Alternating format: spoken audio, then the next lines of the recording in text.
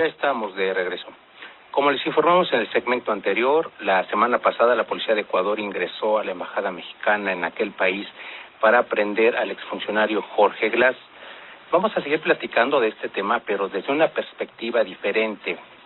Les platico que desde hace varios años, México ha dado asilo político a varios ciudadanos ecuatorianos que por diversas razones han salido de su país.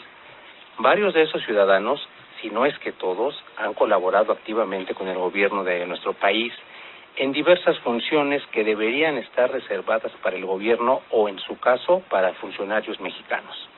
Para platicar de este tema tenemos en la línea telefónica a Eduardo Buendía. Nuestro invitado es periodista y ha colaborado para distintos medios como El Universal, la Organización Nacional Anticorrupción y actualmente colabora para Mexicanos contra la Corrupción. Eduardo, buenos días, gracias por acompañarnos. Hola Francisco, muchas gracias a ti por el espacio. Gracias a ti, Lalo, por tu tiempo. Pues platícanos un poquito de este tema, Lalo. ¿Cuáles son las actividades de los ciudadanos ecuatorianos dentro del gobierno de nuestro país? Claro que sí, Francisco. Pues mira, te comento, acá en Mexicanos contra la Corrupción hace ya algunos meses publicamos una nota sobre un personaje, pues que justo como tú decías, ¿no? Con esta tradición que ha tenido el sexenio de Andrés Manuel López Obrador de invitar o de asilar a políticos que están enfrentando procesos o investigaciones en sus países, principalmente Latinoamérica, pues nos dimos a la tarea de buscar vínculos entre algunos de estos personajes que pues han llegado a México en estas condiciones, ¿no? Uno de ellos, y que nos llamó muchísimo la atención, pues es el caso de Ismael Daniel Tovar Herrera, quien es un personaje que fue muy cercano al expresidente Rafael Correa, que como tú bien sabes, pues Rafael Correa fue presidente durante algunos mandatos allá en Ecuador y fue investigado y bueno, algunos delitos sí se le llegaron a comprobar sobre la trama de Odebrecht, que también salpicó el caso de ese país. Y bueno, algunos de sus colaboradores más cercanos llegaron a México, refugiados, y como te decía, el caso de Ismael Daniel Tovar Herrera es muy importante porque él pues se incrustó prácticamente al área de coordinación de contenidos digitales. Él, de hecho, ocupó ahí el cargo de director de esta área de coordinación de contenidos digitales, que está adscrita a su vez a la coordinación de comunicación social que dirige Jesús Ramírez Cuevas.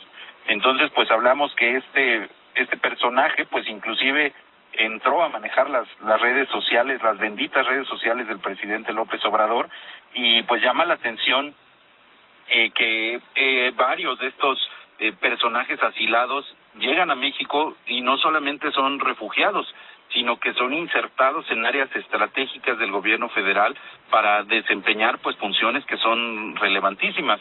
Entonces, no solamente hablamos de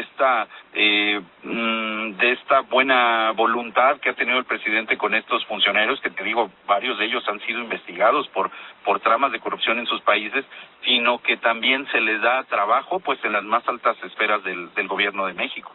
Como lo comentaba yo en la introducción, se supone que este tipo de actividades de redes sociales, digamos oficiales, tienen que estar a cargo de funcionarios mexicanos. México se ha caracterizado por dar asilo político a muchísimos ciudadanos extranjeros desde hace muchísimo tiempo ya, pero esa es una cosa.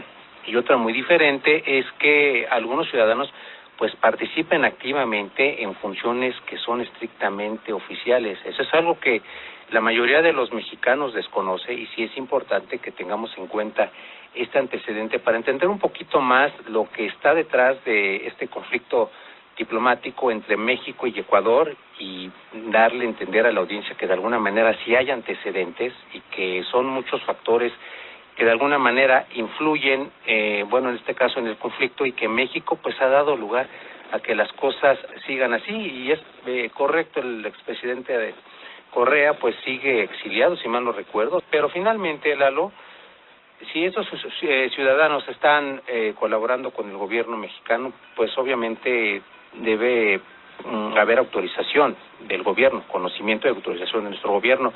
Y quiero preguntarte precisamente en ese concepto, ¿por qué el gobierno mexicano apoya a los ciudadanos ecuatorianos de que nos platicas? Ujú. Por supuesto, pues sí, vamos, es una, te digo, ha sido algo que ha hecho este gobierno de Andrés Manuel López Obrador pues de justo, ¿no? De darle asilo, como tú bien dices, forma parte de algo que México ha hecho durante muchos periodos importantes en la historia, ha asilado a personas de España, por ejemplo, y vamos, es una tradición de México, inclusive yo diría que un ejemplo en cuestión hasta diplomática también, Así es.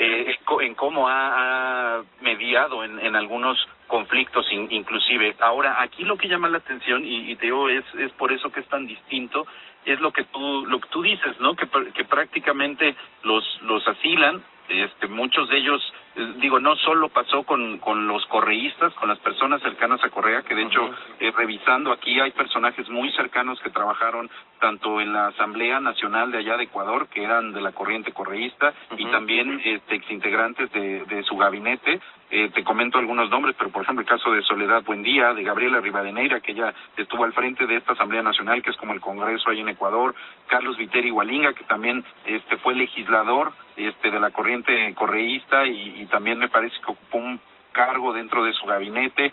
En fin, son varios personajes que han venido a México. De hecho, aquí en México han promovido y han formado parte de documentales donde hablan un poco sobre la persecución que han sufrido y demás, pero vamos, están haciendo, por así decirlo, su movimiento o están contando su versión de los hechos, ¿no? De cómo al final de cuentas salen, pues, sí, autoexiliados de Ecuador para poder resguardarse aquí en México.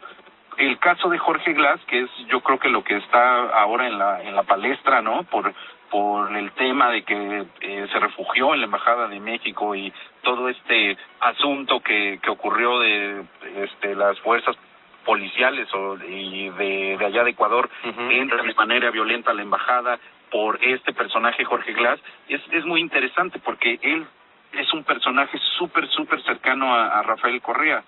Jorge Glass, de hecho, estuvo involucrado en el caso Sobornos, que, bueno, es una trama de corrupción muy fuerte que se reveló allá en Ecuador, en donde pues se hablaba prácticamente de una trama en la cual se triangulaba dinero, como a ellos le llamaban así, aportes voluntarios al movimiento Alianza País, que es el partido político también de Rafael Correa. Entonces, vamos, son personajes que sí vienen arrastrando acusaciones, investigaciones y que al final de todo, pues te digo, prácticamente lo que hacen es que llegan a este país y lo que hacen es sí refugiarlos y asilarlos y te digo, incrustarlos en estas áreas de comunicación o áreas muy importantes del gobierno. Ahora, no solamente ha ocurrido con el caso de Ecuador.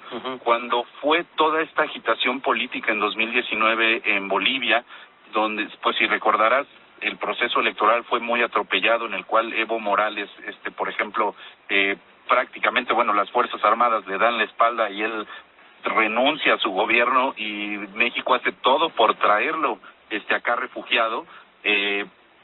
Por ejemplo, en ese caso también hubo varios funcionarios evistas que fueron perseguidos y que también fueron traídos a México y se les insertaron también en áreas estratégicas del gobierno. Entonces, estamos hablando de no solo del caso de Ecuador, sino el caso también de Bolivia, sobre algunos personajes de estos evistas. Por ejemplo, está Horacio López Justiniano, por ejemplo, que él llegó y también ocupó un cargo en la Coordinación de Estrategia Digital Nacional, que forma parte de la Oficina de la Presidencia. Ese es un nombre que lo tengo en la mente y lo menciono por esa razón, pero es otro ejemplo más, en este caso un exfuncionario evista, que sale por esta agitación política que hubo en 2019, viene a México y de igual forma, ¿no? Se le entrega o se le da la oportunidad, no sé cómo llamarlo, pero se le otorga un cargo en una alta esfera del gobierno, ¿no? Entonces, es interesante cómo funciona esta tradición de refugio o de asilo que ahora da este actual gobierno. Entonces, y como tú bien dices, es importante pues que las personas que escuchan este programa tengan claridad en cómo se están dando estos movimientos. Lo interesante sería entender, pues, si hay un trasfondo mayor, ¿no? De por qué se están haciendo este tipo de trueques o de enroques en los gobiernos que están siendo cuestionados y que aquí se les da asilo, trabajo y este tipo de, pues sí, de apoyo, ¿no? De respaldo. Es evidente que en este caso los gobiernos de Ecuador, de Bolivia, lo sabemos aquí en México, sus presidentes, los últimos presidentes de sus países, guardan cierta afinidad ideológica con el presidente López Obrador. Eso no es un secreto. Como lo comentabas, en el 2019 tuvimos aquí a Evo Morales un par de semanas, dio conferencias, fue aplaudido y demás. Pero si no tomamos en cuenta, digamos, la ideología política del presidente López Obrador, no vamos a entender los porqués de estos movimientos que hace nuestro gobierno. Y eso es interesante. Finalmente, el presidente López Obrador, desde que era candidato, se dice de izquierda y simpatiza muchísimo con la ideología en boga del siglo XX. Y bueno, eso es muy respetable, pero este tipo de convicciones, sin duda, son la motivación de nuestro gobierno para apoyar a ciudadanos de estos países que refieres, Ecuador y Bolivia. Y rápidamente quiero preguntarte, Eduardo, si ustedes tienen conocimiento de cuánto nos ha costado ayudar a estos ciudadanos extranjeros por parte del gobierno mexicano. Claro que sí, Francisco. Pues mira, no tenemos una cantidad clara. Lo que sí es que, por ejemplo, ya entrando en estos temas, en el caso de Evo Morales, tú recordarás que pues México mandó un avión del ejército para poderlo traer a México. Recordarás que también fue un dilema o un tema ahí diplomático, porque hubo espacios aéreos que las mismas naciones no permitieron que pasara el avión militar de México para ir a recoger a Evo. Inclusive ahí Andrés Manuel hace habla o exalta mucho la oda del piloto militar que tuvo que ir sorteando prácticamente el territorio para llegar por el presidente Evo y traerlo acá a México, ¿no? Entonces, al menos, como tú bien dices, hay una afinidad política, ideológica, y sí, parece que en estos aspectos pues no hay empacho, o no hay o mejor dicho, hay una implicación muy fuerte, tan fuerte que se han utilizado esos recursos del Estado mexicano para conseguir traer a Evo Morales. En este caso, creo yo que ese es el dato, es un dato muy poderoso, ¿no? La acción que hizo México por asilarlo.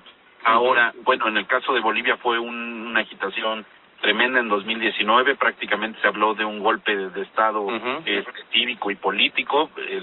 Hay muchos asegúnes, muchos claroscuros, ¿no? Donde no se entendió bien si era un golpe de Estado o no, pero lo que sí es que las Fuerzas Armadas le dieron espalda a Evo. Y en este caso de Ecuador, pues algo que llama poderosamente la atención es que pues llega Noboa al poder y como te digo, Jorge Glass, que estaba implicado en este caso de corrupción, el caso Sobornos, y forma parte pues de estas investigaciones. Digámoslo así, Jorge Glass prácticamente no alcanzó a salir de Ecuador a tiempo, y es por eso que cuando ya la justicia lo estaba buscando es cuando se va a refugiar a la Embajada de México, y ya todo este desenlace que vemos, ¿no? Entonces, con respecto a los recursos, creo que sí es un poco complejo calcularlo. En el caso de los que están insertos, en el caso de Ismael Daniel Tovar Herrera, pues sí percibe un salario y desempeña pues funciones o ha desempeñado dentro del gobierno. También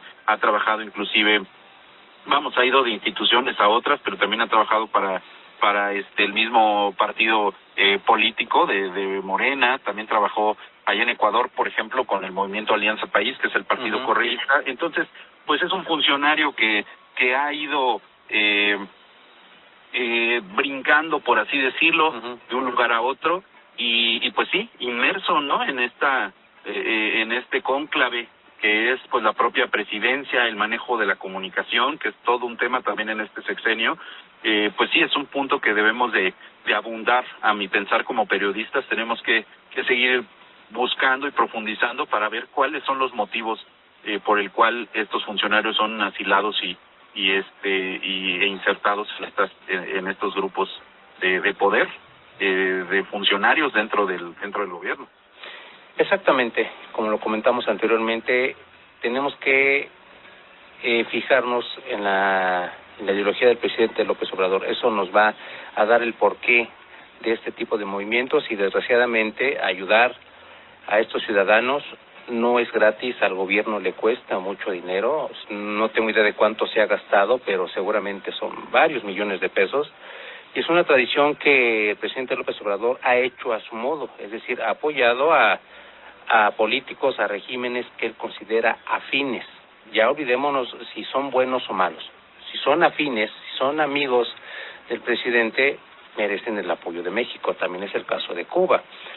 Aquí también hemos tenido muchísimas evidencias de cómo se ha apoyado a Cuba. Es un país hermano de México, eso me queda clarísimo, pero aquí la ayuda de nuestro gobierno actual va más allá de la amistad.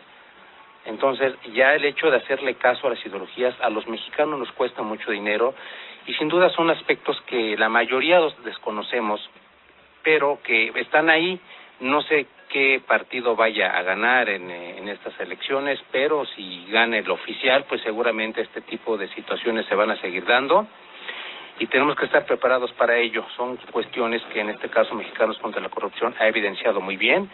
Es muy loable el trabajo que hacen y es más loable todavía que nos den a conocer a los mexicanos cómo funciona nuestro gobierno y cómo se mueven los hilos, ahora sí que detrás del escenario.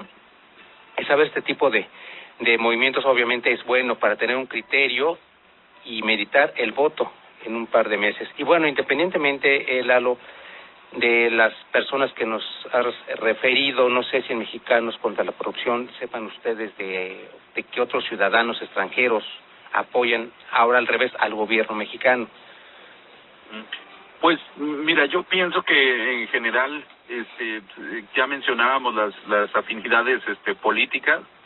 Considero que bueno, en México, pese a que ha sido un trabajo muy fuerte el hecho de propiciar que se hayan generado instituciones democráticas, de propiciar que haya pesos y contrapesos en los poderes del gobierno.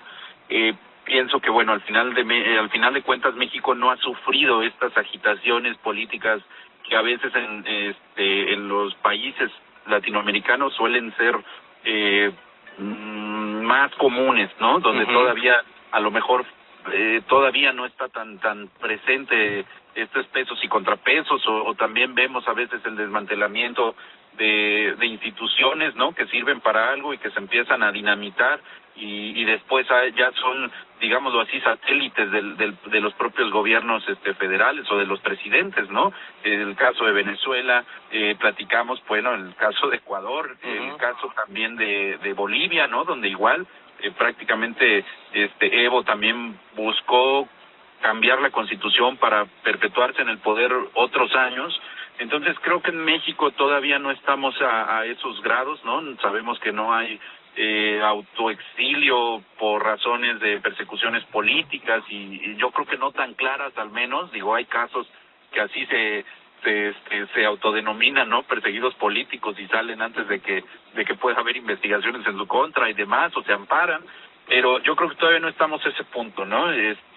Pero bueno, volvemos a lo mismo, de que hay afinidades políticas y afinidades ideológicas, existen, y bueno, yo invitaría también a tu auditorio, si me permites, Francisco, formamos parte de un proyecto que publicamos el año pasado que se llama Mercenarios Digitales, donde hablábamos justamente del tema de las empresas de marketing político que justamente se han apegado a ideologías, tanto de derecha o de izquierda, y que pasa algo muy peculiar, que estos asesores políticos, ya sea de izquierda o de derecha, empiezan a permear y a penetrar a los políticos con respecto a la ideología, los empiezan bueno, más bien empiezan a trabajar con ellos en sus campañas políticas y los van dirigiendo, ¿no? Es interesante porque estos marqueteros políticos, si se me permite así llamarles, lo que hacen es que se apegan a esas ideologías y refuerzan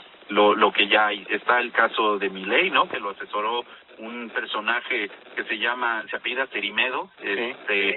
Que colaboró no solo con Milei, que es de ultraderecha, sino también con Bolsonaro, por ejemplo. Él tiene una afinidad de ultraderecha, y también presentamos el caso de Neurona Consulting, que es una empresa mexicana que fundó un personaje que se llama César Paredes, que es cercanísimo al presidente López Obrador, a Morena, ayudó en las campañas electorales de Morena a la presidencia, de Andrés Manuel a la presidencia, pero también colaboró con Evo Morales, por ejemplo. Tienen mucha afinidad con el tema de Maduro ahí en Venezuela. Entonces, creo yo que ese también sería un paso que yo invitaría a que revisaran esta investigación de personajes digitales, para entender también cómo está funcionando esta afinidad política, afinidad ideológica y también afinidad de marketing político, ¿no?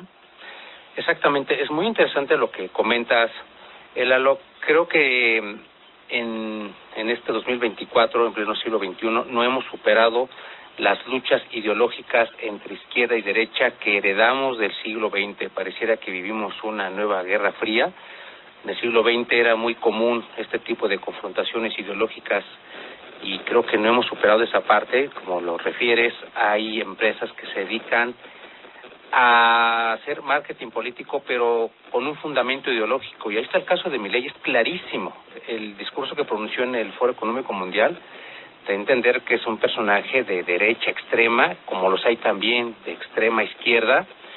Y eso es muy importante porque las ideologías finalmente han sobrevivido en estos tiempos actuales y tienen que adaptarse obviamente a la modernidad, pero creo que el fondo sigue siendo el mismo, y los ciudadanos, más que ideologías, que es muy respetable que cada quien tenga alguna, debemos buscar objetividad, sobre todo a la hora de gobernar. Eso es muy importante. Era lo que platicaba yo en el segmento anterior. Los ciudadanos tenemos que fijarnos en las propuestas y en la manera de solucionar los grandes problemas que enfrenta México, más allá de cualquier ideología. Y también coincido contigo, Lalo. México tiene la fortuna de contar con una democracia sólida y madura. México, a diferencia de otros países latinoamericanos, no hemos tenido problemas de levantamientos sociales, de protestas que pongan en duda la legitimidad de nuestro gobierno, como es el caso de Venezuela, Nicaragua y otros regímenes que se han caracterizado precisamente por eso. México es un país estable, y creo que a todos los mexicanos nos corresponde, es nuestra obligación cuidar nuestra democracia, que tiene sus deficiencias, pero finalmente es un sistema político que nos ha permitido vivir en paz, y como lo hemos comentado en esta entrevista, también nos ha permitido ayudar a otros ciudadanos independientemente de sus ideologías. Y bueno, yo te dejo el espacio abierto, Lalo, para que en otra ocasión platiquemos de alguna otra investigación, alguna otra propuesta que nos quieras exponer de Mexicanos contra la Corrupción. Con muchísimo gusto, aquí la podemos platicar. ¿Te parece? Encantado, Francisco. Sí, cuando gustes y mandes, aquí estamos al pendiente. Y pues sí, muchas gracias por darle aforo a este tipo de investigaciones. Nuestro papel de este lado pues es mostrar información, mostrar evidencias de que algo sucede, y por supuesto que nuestros lectores y todas las personas que siguen las redes de Mexicanos contra la Corrupción pues ya tendrán su mejor opinión y su mejor criterio, claro está. Exactamente, Lalo. Bueno, por el momento me despido de ti, te mando un abrazo y seguimos en contacto. Muchas gracias, Francisco. Gracias por el espacio. Un abrazo.